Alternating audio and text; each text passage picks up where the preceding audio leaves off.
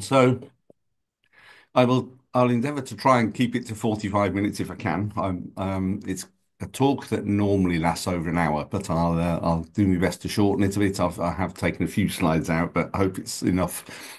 So it's a trip absolutely love. I've been there now, I think 23 times or something like that. Might even be 24. So I'm pretty familiar with it. One of my favourites, quite often the first trip of the year for me, so it's often the one that really gets me started each year. So always very excited about it. In case anybody's not sure where Costa Rica is, I've done a great big arrow there pointing at it. It's on that little skinny bit of Central America in between North America and South America. Um, it's not very big. Uh, And really, one of the questions I want to start with is why Costa Rica is so popular. Because I was just saying I've been something like 23 times or something. I mean, I started running trips there within a year or two of starting to work for Speyside Wildlife. And then it seems to me there are one or two trips that we run that just fill again and again and again. And this is probably one of the most popular trips that we run. And then if you talk to other bird watchers around and about, it seems that everybody wants to go to Costa Rica. Well, there's all those other little countries there. There's Guatemala and there's Nicaragua and Panama and so on. So why is it that Costa Rica seems to be so popular? Well, for a start, obviously the wildlife. That is just a little montage that I made up of just a selection of the stuff that we see on the trips that we lead, that I lead rather, and it's a fabulous place for wildlife. It's not just birds, as you can see there. There's monkeys, there's coatis, there's bats, there's orchids, there's butterflies, there's beetles, there's all sorts of things, frogs and all sorts. So it's just an absolute wildlife spectacular. And if we just have a quick look at the sort of numbers, 900 odd species of birds have been recorded, about 9% of all of the birds in the world, which is enormous when you think about it. 1,250 species of butterfly and so on. So it's one of these places that's just got a huge wealth of wildlife. 500,000 species have been recorded so far, but it's an area of land that's 0.03% of the world's landmass. So, it's an astonishing collection for such a small place. And to emphasize just how small it is, um, if you look at that little map that I've cut out and stuck in at the bottom there, it would be so nice if Costa Rica was that close, wouldn't it? And you didn't have to do a 12-hour flight to get there or whatever it is, 11-hour flight. But that's what I've done there is I literally took Costa Rica off the map, and in Photoshop I moved it much closer to the UK to give you an idea of the actual size of it compared to the UK. It's really small. And yet that vast quantity of wildlife in this tiny country, which of course means that when you're out and about, I mean, you need to travel around in Costa Rica to make the most of it, but none of those journeys are really, really far because the country is so small. I think the second reason it's got such a wealth of wildlife is the sheer diversity of habitats there. All sorts of different kinds of forest and coast and upland streams and lowland rivers and savanna and all sorts of different habitats. And the other thing being that you then looking at different altitudes. Um, it has this ridge of mountains that runs all the way down, like the backbone of the country, is how they talk about it. And the one side goes down to the Caribbean, the other down to the Pacific, and at different altitudes up those mountains. So you get different species in the lowlands. You'll change species as you gain altitude. So halfway up the mountains on both slopes, you'll get different species, and there are different species on the different slopes. Some are everywhere, some are only on one slope or the other, and there's others that are just at particular altitudes. So if we sort of just, I mean, this is just a random selection of species that are only on one coast or the other. So there's an oriole in the top left there, street oriole, which is only found in that northwestern area on the very top left bit on the Pacific side. There's things like great green macaw is only on the Caribbean slope. Fiery-billed aracari is that toucan at the bottom, just on the Pacific side. And then there are a few species, this is just one example, where you can almost see that these will have originated from one species. Basically, if you take the white on white-collared mannequin and turn it orange, you get orange-collared mannequin. They look absolutely the same apart from that colour. And, they both have a little black cap and black wings and pink legs. They both make exactly the same sounds and they both dance in exactly the same way as you might know that mannequins, the males do these little dances to attract the females. But one is only on the Pacific coast and one is on the Caribbean. And it's presumably they've been separated so long, they've changed to be the colour they are now. Another thing that adds to the diversity is the movement of birds through Costa Rica. Some species of birds are quite happy to fly over a big expanse of sea.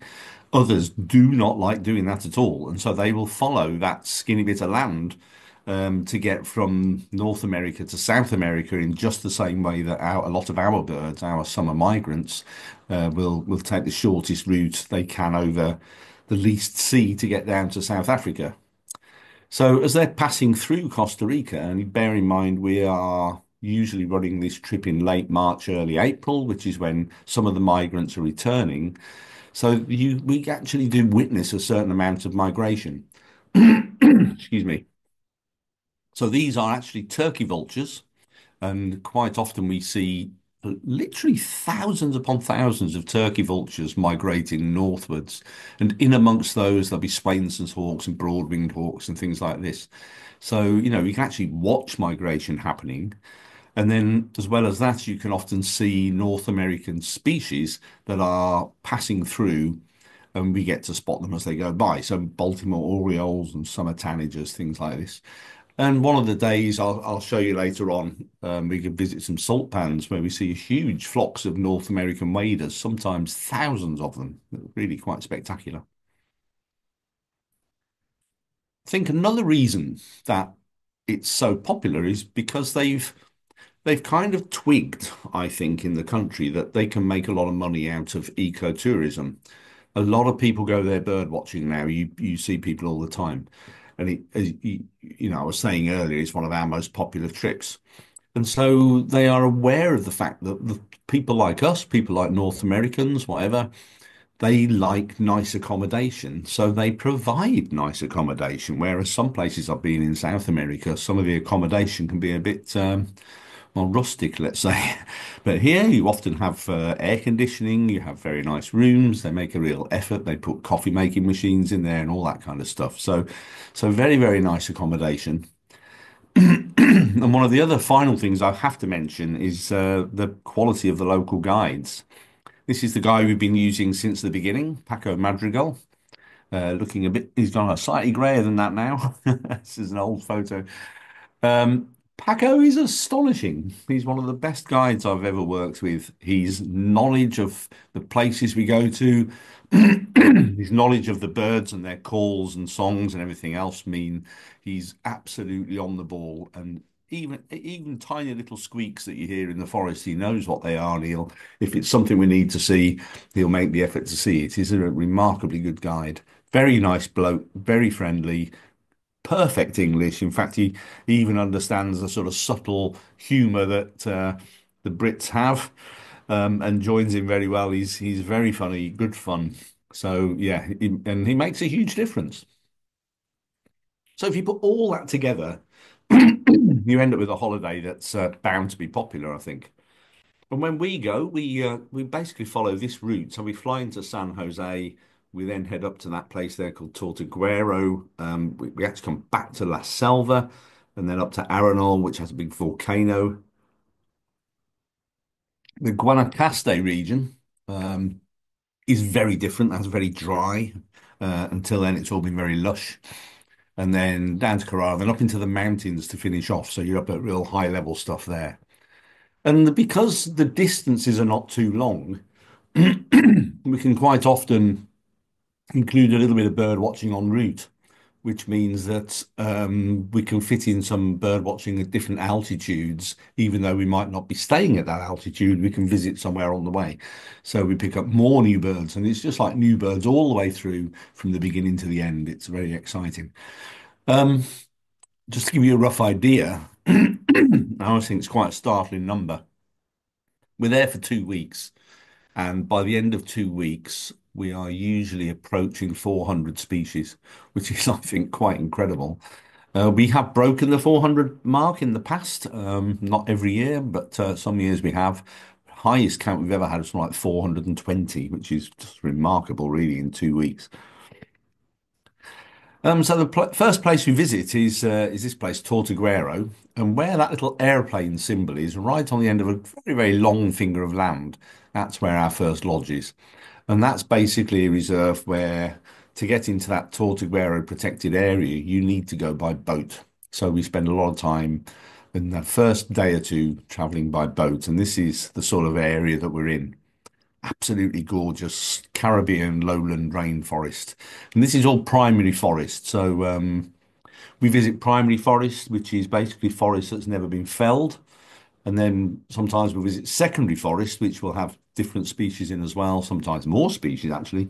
And that's often, it can be anything from having had a few trees felled to having been completely cut down and regrown. So secondary just means it's had some felling at some point, even if it's only selected species or something. But it's all good. And we basically go out on boats from there or um, pretty much all the bird watching is on the sort of the inland side into the Tortuguero protected area. From the accommodation, you can just walk a few hundred yards and you can be on this beach, which is looking out at the Caribbean. This, at another time of year, would be fantastic to actually watch the turtles coming ashore. Hundreds of turtles come ashore here to lay eggs. Unfortunately, we're not there at the time of year when they're either doing that or the young ones are leaving. But sometimes there's one or two waders on the beach, and there's sometimes magnificent frigate birds over the sea. This is the grounds of the lodge, the cabin. We're in these beautiful cabins with one, wonderful trees and flowers and bushes and stuff all around, which is full of birds. So when we're not actually on the boats, you can be walking around in the grounds of the lodge, bird watching in there. And even just within those grounds, there are some spectacular species. This is keel-billed toucan. Absolutely crazy looking thing, isn't it? I always think it should be called rainbow-billed toucan, but absolutely beautiful bird, always a really popular one. That's red Lord parrot, big parrots, very noisy. And there's a whole selection of great birds. I mean, it's really, as you can imagine, if there's 400 possible species that we might be seeing on a trip, it's really hard to know which ones to include. There's a lot of little green flycatchers and stuff like that. Don't tend to mention them much, but there's a lot of very beautiful and spectacular birds. So that's just a selection of ones you could just literally see in the grounds of the hotel. And then when we're out on the boats, that's a typical sort of boat that we'd be out in. And this is just the sort of place we go. So there's the main river itself, and then there are little side channels, and some of those end up very, very narrow. Some of them are like this, with lots of trees completely overarching the whole of the channel, and we're looking in there for all sorts of things. You see a lot of the kind of typical riverside birds that you might expect, even if you're in places like Florida, for example. So this is an anhinga, member of the cormorant type family, but with a more spear-shaped bill. And this is one of the few birds that doesn't catch a fish in its beak, it spears the fish with its beak. And then we've watched how they sort of deal with that, and they have to sort of get it back off the beak afterwards once they're up on the branches without dropping it. Quite a nice selection of herons and egrets there. This isn't all of them by any means, but just a few. Um, Very nice to see these, and these are quite common as you're traveling around, including that beautiful bare-throated tiger heron at the top left there. The markings on that bird are exquisite. They're just beautiful vermiculations on the neck and these stripes on the face and stuff. It's one of my favorites. In sort of South and Central America, there are six possible species of kingfisher, and all of them occur at Tortuguero. Belted is actually one of the more tricky ones, and that's actually a North American species which is migrating through there. So you're relying on one or two happening to be passing through while you're there. And of the rest, the trickiest one is green and rufous. It's a beautiful kingfisher, but it's quite a challenge to see that. Probably get it on about 50% of the trips or less. But Amazon, green, ringed is huge. It's the size of a crow almost. It's one of the biggest kingfishers in the world. Absolutely huge thing. One or two other special birds of the area, green ibis, we nearly always see there. It is possible later in the trip, but this is probably the best place for it. Russet-naped wood rail is a really startling looking thing. I always think of rails as being really tricky to see, but these come right out in the open sometimes. If you've been on a previous trip with us, you probably called it grey-cowled wood rail or grey-necked wood rail. It seems to be changing its name every time I go. And these name changes are proving a real nightmare at the moment. They're doing a lot of it. Um, in my head, when I go on one of these trips, I tend to think, each place has something there that I always want to make sure I see while I'm at that destination. And Great Green Macaw is one of them. And you're on these Caribbean lowlands, Great Green Macaw is an absolute must see. And the first few trips I did, I saw very few of them, but they're definitely increasing now. They've been protected very well. Numbers are going up all the time, so it's actually getting easier and easier to see. But it's a big macaw, really impressive bird. Beautiful to see. This is also one of the best places to see some of the more unusual birds of prey. So things like hook-billed kite, I've only ever seen a couple of times, but that was always been there. Black-collared hawk, I've only ever seen there. Black hawk eagle's a bit more widespread, but it's a very good get if you can get one. That's a very good place for them as well. Swallowtail kite, we had a flock of 52. These were migrating at this the time of year we're there, and that was astonishing this year with 52 circling above our boat. Absolutely fantastic. The other real target bird for me when we're there, and it can be a challenge to spot. This is a sungrebe. So it's not a grebe. It actually belongs to a little group called the finfoots. There's an African one and an Indian one, I think. They don't dive, so this is not a fish-eating bird. Don't make the mistake of thinking it's a grebe. It's really not a grebe. So it's not looking for fish. It's looking for places where you've got lots of overhanging branches. And what it does is it does this. It's looking out for insects on those overhanging leaves, and it will sort of jump up and grab the insects off these overhanging leaves, or spiders, or damselflies, or whatever it is. So all the time, that's what it's doing. It's looking up. It's not diving under the water at all. It's also the best place in the country, really, to look for the monkeys. We've got three species of monkeys that are likely on the trip, and all three of them are likely there. Sometimes we've seen them all on one boat trip. Um, the howler monkey I'll come back to later because there's actually even more of them at some of the other places we go. But the Central American spider monkey is the one you want to make sure you see whilst you're there. I'm not saying there's no chances later in the holiday, but it's certainly the best place that we go for these spider monkeys. And they behave a little bit like gibbons. You can see them swinging through the trees in that way. They're very long arms, very long legs, and a very long prehensile tail. So sometimes when we watch them feeding, they literally just hang from the tip of their tail and nothing else. And their arms and that are all just dangling there, picking leaves off the branches. They're fabulous looking things. And the little capuchins, they usually go around little family groups and quite cheeky things, really. Further south in the country, where it's a bit more touristy, on the coast, they'll really cheekily grab people's bags and things. They can be quite tame.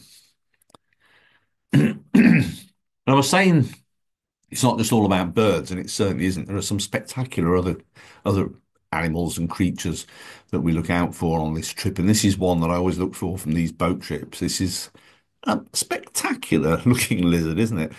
This is a something called an emerald basilisk, and this is a male. The females are a lot duller. They've still got a crest, but nothing like as spectacular, and they don't have all these blue spots. But what a fantastic creature! First time I saw one, I couldn't believe my eyes. It's like a big plastic toy or something. It's astonishing. And then we've seen a few other good things. Like with spectacled caiman, we see every trip. They're not too hard to see. But the other two creatures in this shot are one-offs. Um, Several years ago now, we saw a jaguar swim across the channel in front of the boat. I'll never forget Paco's reaction. It was the first jaguar he had ever seen. And you think about the number of trips that he's done. I felt very, very lucky to be with him on the time when he saw his first jaguar. In fact, it's still the only one he's ever seen. And it swam across the channel in front of us and came out on the bank, shook itself dry, and walked off into the forest. An absolutely, oh, moment of elation. Incredible. And then this year when we were there, I was only there very recently. So, we're now, well, I think I've only been home less than 2 weeks. And this year we suddenly saw same channel actually, amazingly, exactly the same channel, and we saw something swimming across the river. And I got my bins on it. I thought, I mean, it's a tapir. Never seen a tapir. I've seen them in Brazil, but never seen one in Costa Rica. And here it's a different species to South America. This is Baird's tapir, quite a big animal. And this swam across, came out on the bank, jumped back in again, swam back across, got on the other bank, and disappeared into the forest. Absolutely wonderful moment. Everybody's magic moment of the trip, I think. So it's interesting. You do that destination, and all the bird watching, apart from in the grounds of the hotel, is done by boat. Now, you see a lot of stuff. It's fantastic, but it can be a tiny bit frustrating in terms of the small birds. So if you've got little tiny birds, little flycatchers or manakins, things like that, that's quite hard seeing them from the boat. And quite often you can hear them calling inside the forest, but of course you can't get out of the boat and go in and look for them. So our second destination is an area still within the Caribbean lowlands, but we visit some forest around there, which is very, very good. And it's the same kind of habitat, but we're on foot, which gives us a bit more flexibility in how we can look for things. And we often pick up a whole list of new birds that we couldn't get from a boat. So this is Paco pointing out something up in the treetops there.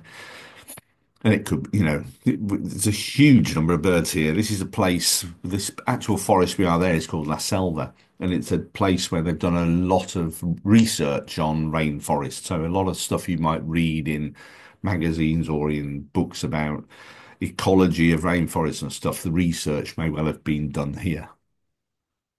It's a beautiful, beautiful place. And again, it's a bit of a mix. There's some primary forest, some secondary forest. Sometimes where the two meet can be particularly good. And it's one of the only places we ever get to see these things. These are collared peccaries. And they used to just wander around the grounds. All the scientists who are there doing the studies and stuff, they've got accommodation. And as you walk through the accommodation area, we used to see these collared peccaries there. They disappeared after COVID. And what we're not sure about is whether because there weren't people around, whether things like jaguars moved in and took them, or whether they just, because there wasn't any food about, they left or what. But they're still around. We did see them this year, but they were a little bit trickier. And another gorgeous little mammal that we see sometimes is this. This is called a Honduran tent-making bat.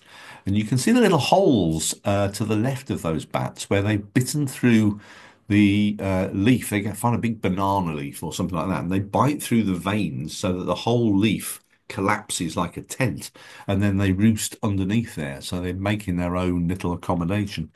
And the Honduran one, there's a few species of tent making bats. Most of them are brown, some of them have stripes on their faces, but the Honduran one is like little white balls of cotton wool. They're just delightful. From the delightful to the prehistoric looking, this is a green iguana. And the first time I went, I could not believe how big these grow. They can be absolutely enormous, sort of 5 or 6 feet long to the tip of the tail. They've got a very, very long tail, but very bulky looking, just bizarre looking animals. And they'll climb right up into the trees, really high up, which looks totally unlikely when you see it. Another thing we look out for is frogs, and there's a few really special frogs that we look out for. Strawberry poison dart frog. Sometimes it's called the blue jeans frog for obvious reasons. And these frogs eat ants, and the ants have a toxin in them, and the frogs can uh, keep hold of that toxin and put it into the mucus in their skin so that they actually become very toxic to eat. Um, so a lot of things don't touch them. when it says poison dart frog, they really did used to use these to put onto the tips of little blowpipe darts that would then, because you need to get that toxin into the blood of the animal to make it actually effective. If you rub this on your skin, it might irritate you a bit, but it wouldn't actually kill you. But or even if you ate it, but if you got some of the mucus into a cut, then that could be more serious.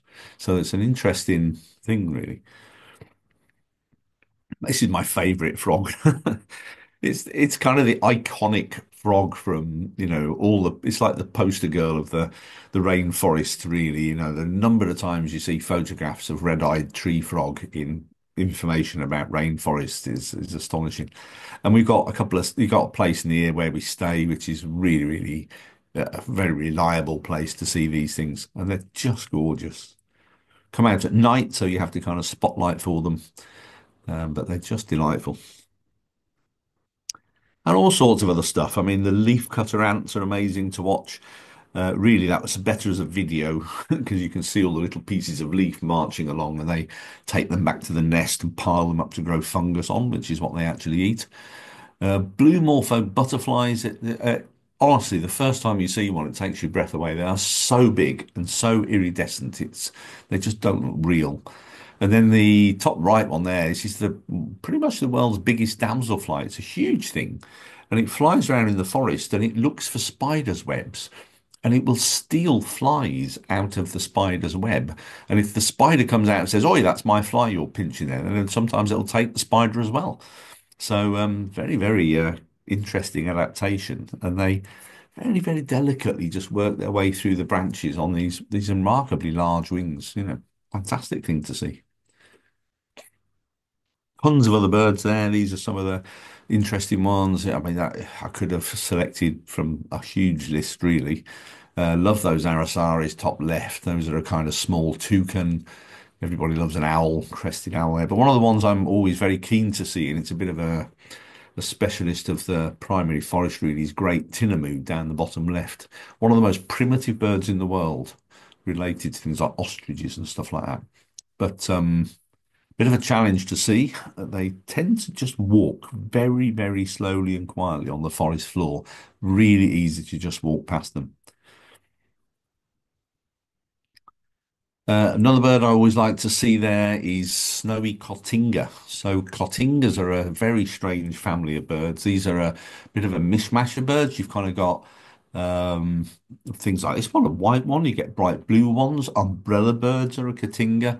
The cock of the rocks are a Cotinga. So it's an interesting group. So any Cotinga is exciting in my book, and Snowy Cotinga is just beautiful looking thing. It's like a dove.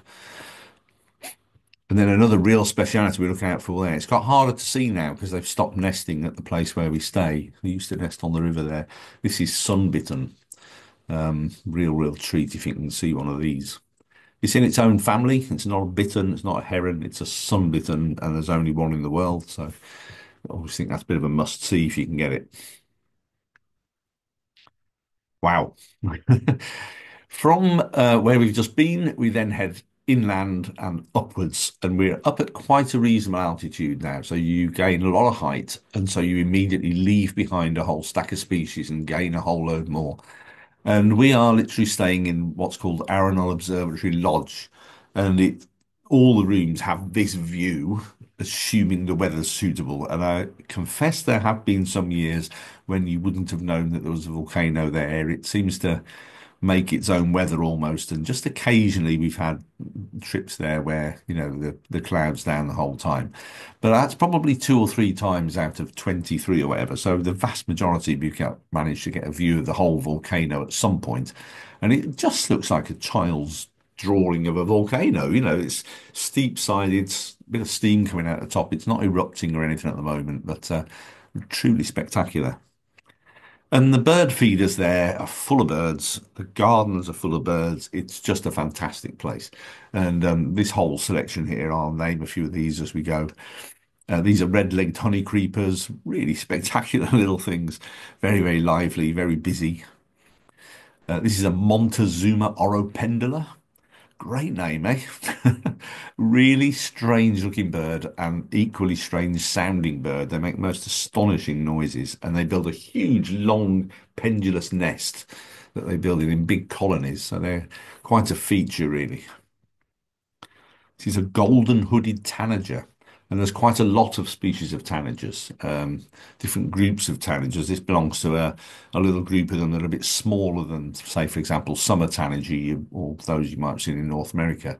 So these little tanagers on the left there, emerald tanager, silver-throated, they're all kind of closely related. Blue-grey belongs to the group that are a little bit bigger. Black-cheeked woodpecker are quite common around there. And they put fruit out for a lot of these birds, either papaya or bananas or plantains or pineapple, all sorts of stuff. And of course, fruit's really cheap there. It's considered bird food, whereas some of these things would cost us a fortune to buy in the shops. It's the best place to look for these. This is a relative of the raccoon, actually. It's called a white-nosed coati or coati mundi. I think it's a coati mundi if there's one, and coatis if there's more than one. Um, Delightful looking things. They're very funny as well. And they're often in family groups and chasing each other about and getting up to all sorts of antics. They're quite good fun. And then in recent years, we've started seeing these actually coming onto the bird tables, which the first few years we went, this was a hard bird to see, but now they're coming to the bird feeders there. This is called a great curassow. I put a close up of its head because of the astonishing hairstyle. These wonderful curly feathers on the top of its head are amazing. The females are sort of much browner and barred and stuff, but what a bird! Astonishing thing. It's huge, really, really big, and it flaps up onto the bird feeders there and dominates it really. And here's a few more birds that we can sort of get at this altitude. And some of them are really special. I mean, long-tailed tyrant is a flycatcher, but it's unlike almost any other one you've seen. The ant birds are really interesting. These follow where you've got big swarms of army ants going through the forest. If you get to see this, this is fantastic. It's real ecology in action. The army ants don't eat vegetation. Army ants, not unlike leaf cutters, will overwhelm and pull apart grasshoppers and spiders and even small lizards and snakes. So as they're going through the vegetation, sometimes in their millions, they like form a big wide band. And as they're going through, they're disturbing all of these insects that are trying to get away from them. And so all these ant birds and ant vireos and ant shrikes and all these other birds with ant in their name are famous for following the army ants and picking off the insects that are trying to get away. It's kind of out of the frying pan into the fire, unfortunately, from the insect's point of view. So there's a lot of different ant birds and they're nearly all really hard to see. And then you're into hummingbirds here. There seem to be more hummingbirds at higher altitude, and this area is really good for them. And we also do another visit to a place that has hummingbird feeders. And there's a great selection of hummingbirds from violet saberwing, which is a big one, down to green thorntail, which is a tiny little thing. And some of these are even smaller. So violet-headed is a tiny one. Black-crested coquette's one of my favourites with this lovely little punky crest. Coppery headed is actually one of the few totally endemic to Costa Rica. There's very few species that aren't also in Panama, but that's one. Aren't they gorgeous? And then on one occasion when we were in that area, I seem to have skipped. I feel like I missed a slide earlier. I don't remember talking about sloths. We see two species of sloth. I'm just wondering how that slide's missing. It was definitely supposed to be where the monkeys were. I don't remember mentioning them, but there are two species, two-toed, Hoffman's two-toed sloth and brown-throated three-toed sloth. And I put this slide in because on one occasion when we were there, we had a sloth trying to cross the road. And Paco went and rescued. He stopped all the traffic coming from both directions, picked this thing up off the road. Rather a horrible way he handled it. It didn't look very nice to me. He grabbed it by the back of the neck and then also by its rump and picked it up at arm's length and popped it on the side of the road there, you can see it looking back as if, I don't know whether he's saying thank you or not, whether he didn't enjoy the experience. And I said to Paco, gosh, I thought you'd handle it a bit more nicely than that. And he says, no, you have to be really, really careful because if you think about it, this thing's got whacking great claws on the ends of its arms. And if you pick it up and it's facing you, it'll literally wrap them round you and dig the claws in and rip you open. So they might look like very friendly animals with that big smile on their face a lot of the time, but not to be trusted. You have to know how to handle them. And their arms won't go back the way, so picking it up as he did, he was quite safe. From there, we go across to the Pacific side. So we've now left behind any of these Caribbean specialities you haven't seen by now, you're not going to get, basically. So you, as a guide, you're kind of thinking when you're on the Caribbean side, what do we need to make sure we see before we go over the ridge and down onto the Pacific coast?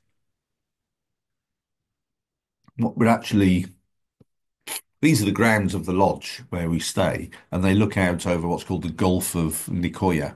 And that's the Nicoya Peninsula, the other side, and that opens out into the Pacific. And these grounds are just beautiful. It's very, very hot there. It's very dry. There's a lot of trees in that area at that time of year don't even have any leaves. They just drop them because there's a big point where you get no rain for a long time. And it's probably the best place for howler monkeys. This is mantled howler monkey. And they make a lot of noise and they often sleep right above the cabins. So some days you really do not need an alarm clock. Around about 4:30, they start howling, and it's an astonishing sound.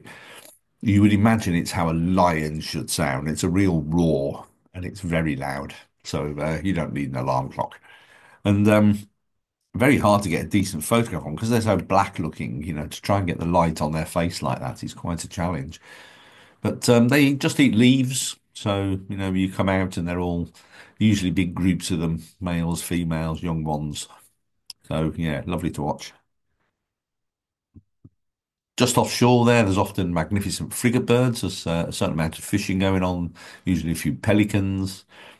There's a little jetty, and there's very often terns all lined up on the jetty, especially at high tide. These are royal terns.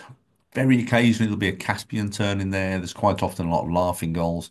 If you look at the one in flight, if you saw that in the UK, and it's got a black bill with a yellow tip, you would just say it was a sandwich tern. The taxonomy is a bit uncertain at the moment. It's according to most people, that's now been split, and they're calling it Cabot's tern over there. Um, the new book that's just come out is gone back to sandwich tern again, so who knows? But all good fun. I have to try and keep on top of all these name changes that are coming thick and fast at the moment. And then that particular area is different to the whole of the rest of Costa Rica. It's this much drier, much less lush, a lot of cattle ranching, that kind of open country instead of all forest. And so there's almost like in my head a list of birds that I'm trying to get whilst we're in that area. This is one of them. This is scissor-tailed flycatcher, which you can sometimes see in North America in places like Texas and that. Absolutely gorgeous bird. Very, very long tail and that lovely peachy colour on the flanks. But all of these are birds that if you don't get them around that Guanacaste area where we are, you will not get them on the rest of the holiday. So spot-breasted oriole, streak-backed oriole, black-headed trogon, some sparrows, there's turquoise-browed motmot. All of these are specialities of that area. And that motmot is just astonishing. It's an amazing bird. Unfortunately, there's a leaf in the way of its tail. But just above that leaf, the tail almost looks like it finishes, and then the feather shafts continue, and then they have this extra, they call it a racket tail, as though it's like a tennis racket at the end with this blue and black blob on the end of the tail. Absolutely spectacular. Cinnamon hummingbird, that's only in that area. White-throated magpie jay. What a great bird that is, with that lovely quiff. That's only in that area as well, as is this bird. This is called a double-striped thickney, related to our stone curlew. This is Pacific screech owl. These roost in the grounds of the lodge, so if you know where to look, where the roosts are, you can usually find one. And then we also, on one of the days when we're traveling, do a little stop at some fish ponds where they're growing tilapia, I think. And there are some bits around the edge where you get big snails. It's actually this snail, it's called an apple snail. And snail kites virtually live on them, as do limpkins. So you've got reasonable chance of seeing those two species when we visit that spot. And on one of the days, we usually check the tide times and then visit these salt pans. So this is where they put salt water into these lagoons and then let it dry out effectively, so the salt gets concentrated more and more, and then eventually they take the salt out and use it. Just the other side of those mangroves, the other side of those salt pans, is a huge area of mud. And at high tide, when that's all covered up, the waders that feed there all pile across into these salt pans, and you get to see large flocks of these waders. So these are nearly all North American waders that are migrating north at the time of year we're there, and there can be a lot of species. Um, and if you've been bird watching in Texas or further north into North America, even way up into Canada, a lot of these species can be seen there. The time of, if you were here a few months later, there'd be very little, but great selection of birds there. And huge numbers. I mean, it was somebody's magic moment this year was visiting this place because there were literally thousands and thousands of birds there this year. Sometimes, not every time, but sometimes we get black skimmers there. Always worth looking out for. These have a very strange bill. So they've got a very large lower mandible, which they rake through the water. And then if the mandible touches a fish or something, then they snap it up. So they skim along, hence the name. They're related to terns, of course. And then from where we've just been, we spend remarkably little time there to pick up a lot of species, but it usually works. And then we head down to this area. This is a huge reserve in the background there called Carrara, Carrara National Park, and it's a massive, massive nature reserve, really, or national park. And a couple of things we do. One, we do some walking actually in there, and we also have another boat ride here. This is the best area for scarlet macaws, although they're now spread. They've really, really increased in numbers. They're doing really well now. They were much, much rarer when I first started going. They're even onto the Caribbean side now, whereas when we first started running trips here, this was the only place you could see them. But they really are spectacular, very noisy, and they fly over the lodge where we're staying and all that sort of stuff. So they're great birds. So we go out on this boat ride on the River Tarcoles, and we spend some of the time on the main river, which is usually full of birds. The boat itself has a little bird box on it that these birds nest in. These are mangrove swallows. They look a little bit like our house martin, sort of bluey on top with a white rump. One difference is that little bit of white coming up just above the eye from the bill. Anyway, these follow the boat up and down because their nest is on the move, if you think about it. As we travel, their little nest box, which is on the roof, travels with us. So they quite often perch on the boat and travel up and down the river with us. And again, lots of herons and egrets to see. The boatman usually knows a good place to stop to look for boat-billed heron. Boat-billed heron is a nocturnal heron. It has big eyes. Actually, not the yellow-crowned night heron too. They both have big eyes, and they spend a lot of time out at dusk and dawn looking for crabs, in particular the boat-billed. So it's a bird I always wanted to see, and really your best chance is knowing a good roost site. But all of these herons and egrets are there. I've seen reddish egret there a couple of times, which is a bit unusual. And things like spoonbill, roseate spoonbill, white ibis are rather attractive, I think. So all of these things are there. Common black hawk, a fabulous bird of prey. Eats a lot of the ones here where there's mangroves eat a lot of crabs. And osprey, they don't breed in Costa Rica. These are heading back up to North America, having been further south. And don't go swimming, basically. There are some big crocodiles, really, really big ones, and some of them even have names. They call them things like Madonna, or I don't know, all sorts of daft names. Probably one called Donald Trump by now, I would think. But Yeah, so very big crocodiles, always worth keeping an eye out for those. Sometimes on the bank, sometimes as much smaller ones, baby ones. And then at some point, we then leave the main river and we go deep into the mangroves, which is fantastic. You get these lovely mangrove roots and mud and stuff, and it's a good place to look for a sort of American pygmy kingfisher and stuff like that. And the mangroves have a few speciality birds, really. So mangrove vireo, which is not the most colourful of birds, but it's a real specialist of that habitat. And if you're familiar with yellow warbler in North America, for a long time, this species of mangrove yellow warbler was a subspecies of that. But most people seem to have split it now. It has this completely chestnut head, which makes it very, very different. It breeds in the mangroves. It's got a slightly different song, so I think it's a legitimate separate species. And then Prothology warbler is a North American species that's migrating through, but it's nearly always in the mangroves. And we get other ones too, black and white warbler, American redstart, ovenbird sometimes, or some of the water thrushes. So always worth looking out for warblers there. And this is where the river comes out to the sea, really, and you've got this beautiful sunset at the end of this boat ride. We always come out at the end of the day, and there's a lot of birds going to roost, pelicans up in the treetops and all sorts. It's really lovely. When we're walking into the forest, however, it's a different set of birds completely.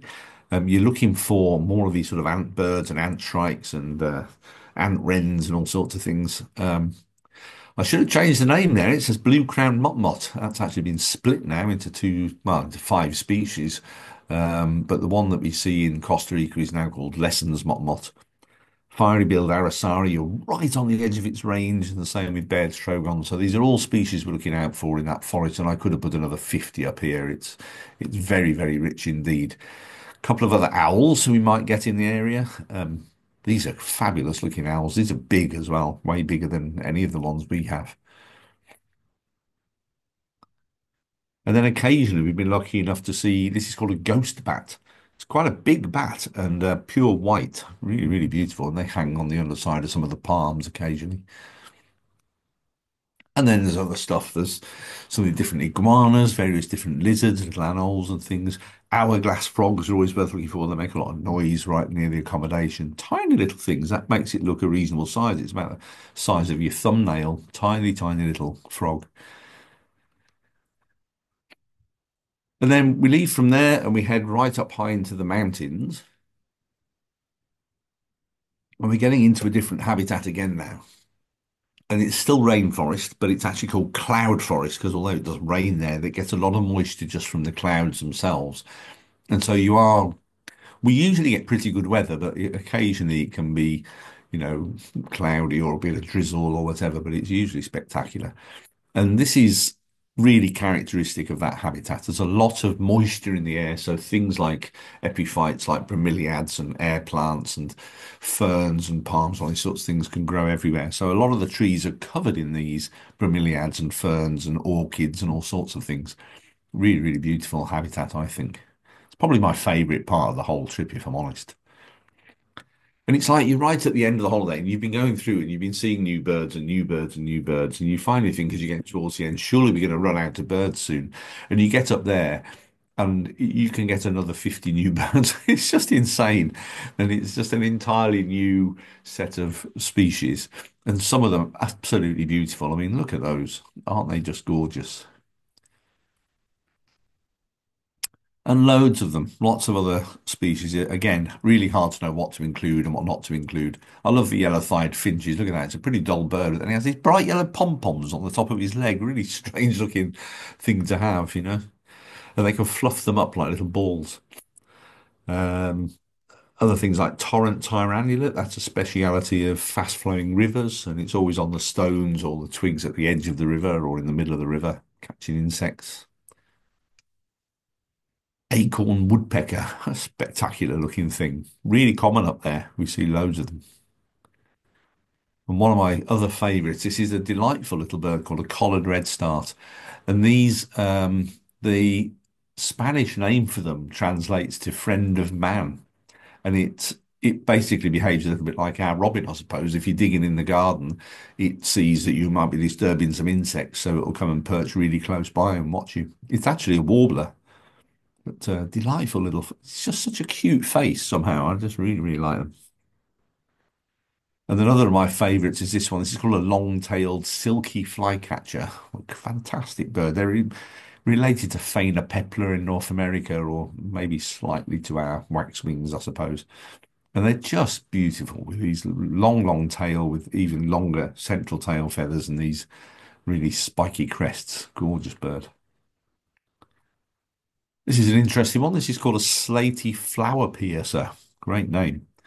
And this is a bit of a cheat, really. The flower, I can't help thinking the flowers must be quite cross because it likes nectar, but it hasn't got a long beak like a hummingbird, so it can't get to the nectar without cheating. And if you look at the bill, it's got like a really odd shaped bill with this longer upper mandible with a hook on the end, and it hooks that round the base of the flower and then jabs the lower mandible into it, making a hole, and then it licks out the nectar from the hole, which doesn't do the flower any good at all. It loses all its nectar and it doesn't get pollinated as a result. So I'm sure the flowers are quite cross. But the that's his name, slaty flower piercer. And further south in Southern America, there are several other piercer species. And some of the hummingbirds will even follow them around and use the holes they've made if they're a shorter billed species of hummingbird and couldn't get their bill into a flower that long. So quite an interesting bird, really. And speaking of hummingbirds, there's a whole stack of hummingbirds that we've not had before up there. These are called fiery-throated hummingbirds, a whole flock of them, really spectacular. And again, you can look at some of these and they look almost black on the head and certainly very dark. And then they turn, and this colour isn't made by pigment, it's made by scattering the light. And so they turn, and suddenly there's all the colour, and then they turn away again, and it's all gone. Really interesting.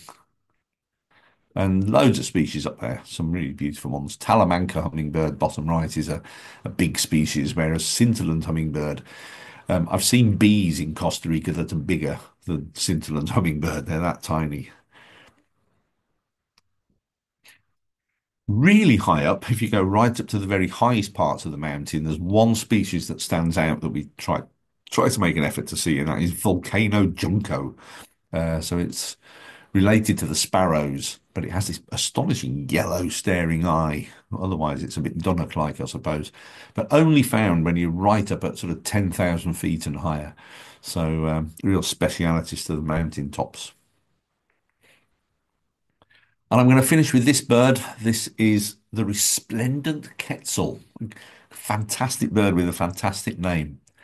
It's a kind of trogon, I suppose, but it leaves all the trogons in the dust. It's just the most spectacular thing, this red and these beautiful scapulars on the side, these elongated green feathers that overlap the red, and then these spiky crest and these incredible elongated, they're actually upper tail coverts. They're not tail feathers. You can see the tail there is white and finishes there, but these long, long, long feathers that stick out beyond are actually upper tail coverts, and they're very, very long indeed. And when the bird's flying, because they're not stiff like tail feathers, they waft up and down as the bird flies. Absolutely beautiful. And when it's perched, if there's a slight breeze, they wave around in the breeze. It very often makes it into the top 10 most beautiful birds when they do, sometimes they do these little quizzes, don't they? What do you think the most beautiful bird in the world is? It's quite often right up there. So, of all the birds in Costa Rica, it's the one that I think people most want to see. And very often it's sort of, when you start the trip and you say, is there anything you really want to see while you're here? This is the one they mention. It's only up really high up. So it's kind of right at the end of the holiday. We always pray that we can find one. We've always sort of managed it. So it's touch wood, we always will. But it's not always easy. This year was wonderful. They just behaved very well this year. But isn't that just the most astonishing looking thing? Beautiful bird. So I hope you enjoyed that. I hope you come with us sometime if you haven't been before. It really is a very, very special place. We're certainly going again next spring. So thank you very much.